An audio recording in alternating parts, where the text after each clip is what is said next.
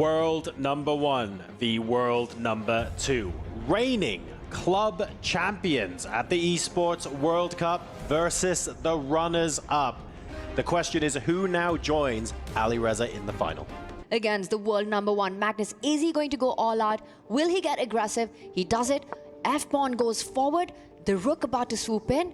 He first attacks black rook on h4, and he's surprised. Did he just forget about the f4 pawn?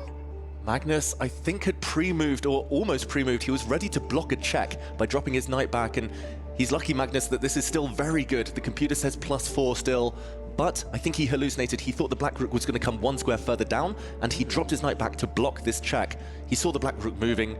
He assumed it was that check. That was the only move he was considering, but the knight block happened anyway, so he's forgotten about this pawn, but the black rook there is actually trapped. Some flashy tactics. Rook takes f7 is a check. Try and trade the rooks off. There we go, Magnus takes it. A knight fork incoming. It's going to be a knight endgame. We've seen a few before, but 3 versus 1 in terms of pawns. Hikaru is done. Resignation. There we go. Magnus Carlsen wins game number 1. The opponent has counterplay, comes in. Hikaru, he needs to keep his nerves. King d7. Magnus has blundered. Bishop to b4 now. Oh, wow. Moving the bishop across would have been a winning move. The black knight would have been under too much pressure. He misses it, Hikaru. We've repeated the position. He can go back and find it again. Will Magnus blunder? It's a second opportunity. He needs to find this move, bishop to b4, and then he will be taking the black knight and winning this endgame, but Hikaru's panicking. Cannot repeat. 1 minute. He goes for a draw or he goes to win. He needs to play this move, bishop to b4. He needs to find it to strike back in this match. But look at his face. It's almost like he doesn't see it. I think he's about to repeat. Hikaru, don't do it. Don't do it. This is your chance. Play on. One more win. A one-move win for Hikaru Nakamura. Black can save a bishop by taking this pawn. There will be a trade. The white rook, though, is going to go grab everything. That will be a winning endgame, an easy win for Hikaru. He's running out of time, though. And the more he thinks, the more I feel he's going to repeat. And that's it. The game ends in a draw instead of the winning move. Hikaru bails out. Unbelievable. 7 assisted to bring the rook and start attacking the white queen from a8 and give those very important checks. And what? Oh, hang on a second, because the white queen is going to be the first piece to infiltrate, and the Silicon does not like that at all. We are now trapped behind enemy lines. Look at Magnus shaking his head. The white queen has no way home. It's going to be sitting on that silly square for the rest of this game. And the light squared bishop, it can come and start targeting it. It almost, and it does. Is Magnus Carlsen about to lose his queen? We need to see Magnus here. Hikaru just needs to get his bishop out the way. We see a round of applause. The crowd goes wild. Hikaru fans there in the audience here in Riyadh. The white queen is still alive for now, but all you need to do is bring the bishop across. She's only got one safe square. Then you slide the rook. That Magnus Carlsen's queen is about to fall. He plays on. Hikaru Nakamura has to take this point, though. He has to. He can't mess this up for the second time. Team Falcon, big support there. The home favorite team, Magnus Carlsen resigned. Hikaru Nakamura is back in the match. Hikaru comes back swinging. If the white pawn recaptures, let's show the rook first. Rook takes pawn, there's a check. And if the white king shuffles to the side, checkmate on h1, game over. If the white pawn takes, Magnus there silencing the audience with a finger to the lips there. But pawn takes would allow the b pawn to run forward. Magnus looking very, very confident now. That might just immobilize the white rook, win the white rook. We might be about to see a decisive result. So you, Magnus, taking time out to raise a finger to his lips for the audience. Queen comes in to try and shepherd the pawn to safety. That is it. We have the victory. Magnus Carlsen. Here we go. The position starting to repeat itself. This is the second time we've seen this one. Problem is, if the white king steps forward, the black king also moves forward to block. Will Magnus play on, or will he agree to the draw here now? I think he plays on. I think Magnus pushes this one.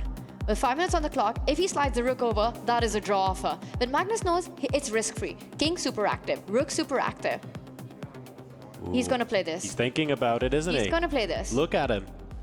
I don't know. He wanted the draw.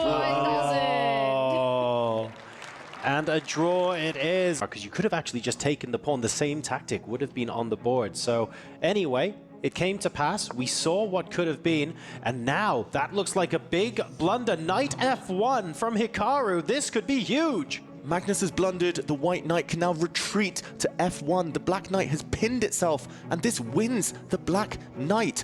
Magnus has blundered. He's going to react. He's just lost a piece in one move. He can't believe it. And the crowd, They're supporting Hikaru. They know he's about to win. He's found the move. And now the queen can jump into the attack, triple down on that knight. You pin it and you win it, and Magnus Carlsen cannot believe it. Wow, the Black Knight doomed, tied up in knots. Magnus is reacting to the crowd. I think he can hear what's going on. So much applause now. Hikaru Nakamura is about to strike back on demand and force Armageddon. Team Falcons fans, they're going absolutely wild. And Hikaru Nakamura, he's about to get this done. He is taking the world #1 to an Armageddon. He's won a night, he's done the hard work. There are no tricks in this position.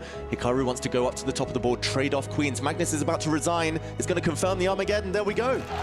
Nakamura pounces, paying off for the Team Falcons player, and he bites back on demand to force an Armageddon in this second semi-final of the day. The player who will play black in the Armageddon game is Hikaru Nakamura, who doesn't just go into the 6-minute territory, he bid 6 minutes and 12 seconds.